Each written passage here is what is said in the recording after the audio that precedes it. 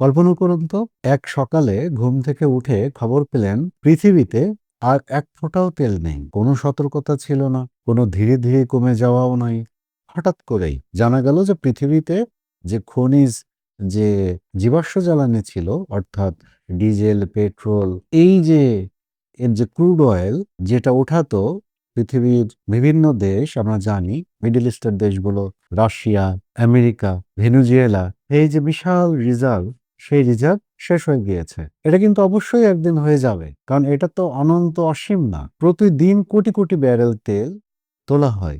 এখন এই তেল যদি এভাবেই তোলা হয়, কোনো না কোনো দিন তো আসলে শেষ হয়ে যাবেই। তো যখন শেষ হয়ে যাবে, আপনি সেই প্রথম সকালটার কথা চিন্তা করেন, যেদিন আপনি জানতে পারলেন যে পৃথিবীর সব তেলের রিজার্ভ শেষ হয়ে গিয়েছে। গাড়ি, প্লেন, জাহাজ সবকিছু যেন মুহূর্তের মধ্যে থেমে গেল। এটা শুনতে সায়েন্স ফিকশন মনে হলেও বাস্তবে পৃথিবীর আধুনিক সভ্যতা দাঁড়িয়ে আছে কিন্তু তেলের উপরে। আজকের এই ভিডিওতে আমরা জানবো, যদি পৃথিবীর সব তেল হঠাৎ করে শেষ হয়ে যায়, তাহলে প্রথম 24 ঘন্টায় কি হতে পারে, এক সপ্তাহ পরে পৃথিবীর অবস্থা কি হবে, এক বছরের মধ্যে মানব সভ্যতার কি হবে, এবং মানুষ কি আসলে নতুন কোনো সমাধান খুঁজে পাবে। চলুন শুরু করা যাক। তেল হঠাৎ করে শেষ হয়ে গেলে পৃথিবীর প্রথম ধাক্কাটা আসবে পরিবহন খাতে। বিশ্বের প্রায় সব গাড়ি চলে পেট্রোল বা ডিজেলে, আমরা জানি। বিমান চলাচল পুরোপুরি নির্ভর করে জেট ফুয়েলের উপর। বিশ্বের 90% যে পণ্য পরিবহন হয় সেটাও কিন্তু তেল চালিত জাহাজে। তার মানে তেল যদি শেষ হয়ে যায়,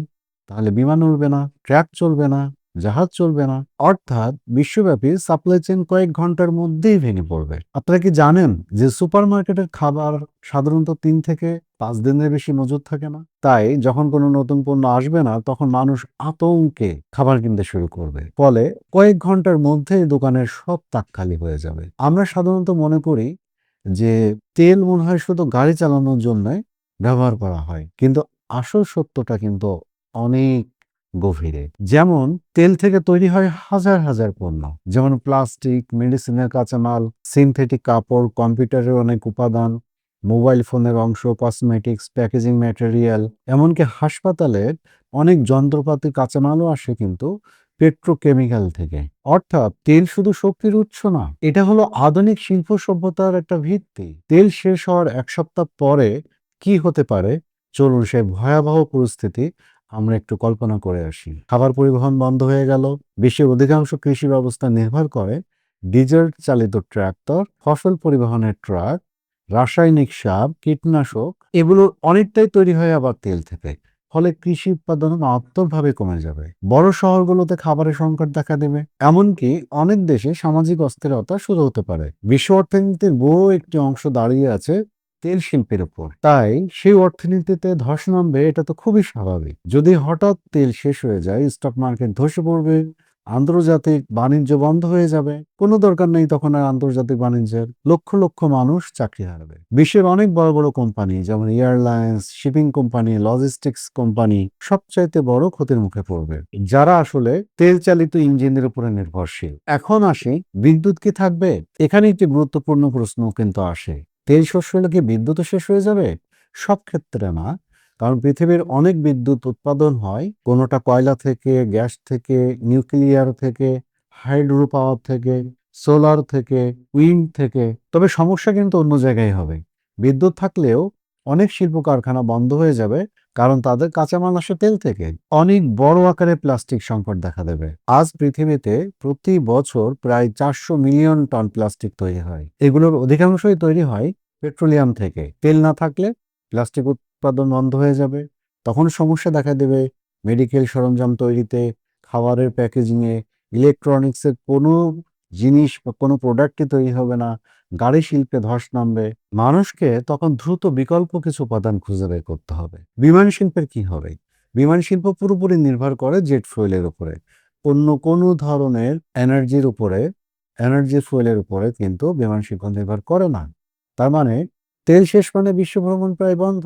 আন্তর্জাতিক ব্যবসা, পর্যটন, কূটনীতি সবকিছুই কিন্তু বড় পরিবর্তন আসবে। পৃথিবী আবার অনেকটা লোকাল হয়ে যাবে। তখন মানুষ দূরে যাওয়ার পরিবর্তে কাছাকাছি জীবন গড়ে তুলতে বাধ্য হবে। অর্থাৎ তখন আর কেউ আমেরিকা, ইউরোপে যাওয়ার চিন্তা করবে না, বরং সে যে গ্রামে আছে, সে যেখানে আছে, সে যদি গ্রামে থাকে, তাহলে সেখানেই সে চিন্তা করবে যে সর্বোচ্চ সেফ থেকে কিভাবে প্রয়োজনীয়, অতি প্রয়োজনীয় বেঁচে থাকার তাগিদে খাবার-দাবারগুলো, পোশাক-আশাকগুলো সংগ্রহ করা যায়। অর্থাৎ সে তখন আগুন জ্বালাতে কাঠের ব্যবহার করবে, খাদ্য উৎপাদন করতে জমি ব্যবহার করবে। নিজের খাবার নিজে উৎপাদন করে না। সবকিছু আসে দূর থেকে। কিন্তু গ্রামাঞ্চলে মানুষ কিছুটা স্বনির্ভর হতে পারবে, এটা ঠিক। ফলে শহর থেকে গ্রামে মানুষের বড় ধরনের মাইগ্রেশন শুরু হবে। এখন প্রযুক্তি কি আসলে আমাদের সেই সিচুয়েশনে বাঁচাতে পারবে? মানব সভ্যতার বড় শক্তি হলো সমস্যার সমাধান খুঁজে বের করার ক্ষমতা। এখনো তারা চেষ্টা করছে, কিন্তু হয়তো ডু অর ডাই এই সিচুয়েশনে তারা চেষ্টা করছে না। কিন্তু যদি এই জীবাশ্ম তেল শেষ হয়ে যায়, তখন অবশ্যই মানুষ বা বিজ্ঞানীরা বাঁচার তাগিদে এই ধরনের প্রযুক্তি উদ্ভাবনের পেছনে বেশি সময় দিবে। মানব সভ্যতার নতুন যুগ শুরু হতে পারে।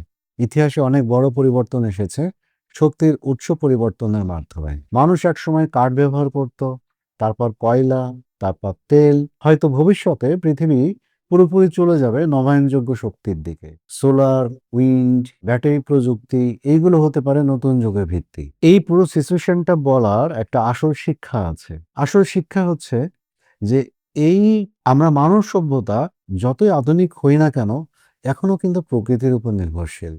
তেল আমাদের উন্নতির বড় একটি শক্তি, কিন্তু একই সাথে এটি আমাদের বড় দুর্বলতাও বটে। এই কারণে আজ পৃথিবীর অনেক দেশ দ্রুত নবায়নযোগ্য শক্তির দিকে ধাবিত হচ্ছে, অর্থাৎ এগিয়ে যাওয়ার চেষ্টা করছে। কারণ ভবিষ্যৎ সেই জাতির যারা শক্তির নতুন উৎস খুঁজে পাবে। যে জাতি অর্থাৎ মানব জাতি যদি জীবাশ্ম জ্বালানির বাইরে সাফিসিয়েন্ট অর্থাৎ তার যে প্রয়োজন সেই প্রয়োজন পুরোপুরি মেটানোর মতো যদি বিকল্প কোনো জ্বালানি না খুঁজে বের করতে পারে, তাহলে মানব সভ্যতা হয়তো তেল ফুরিয়ে যাওয়ার সাথে সাথে কিছুদিনের মধ্যেই, হয়তো কয়েক মাসে বা কয়েক বছরের মধ্যে ধ্বংস হয়ে যাবে। পৃথিবীর তেল একদিন শেষ হয়ে যাবেই। যদি সত্যিই একদিন পৃথিবীর তেল শেষ হয়ে যায়, তাহলে আপনি কি মনে করেন মানব সভ্যতা টিকে থাকবে, নাকি আমাদের পুরো জীবন ব্যবস্থা বদলে যাবে? আপনার মতামত কমেন্টে জানাতে পারেন। ধন্যবাদ। ভালো থাকবেন। এরিয়ায় ঘড়িতে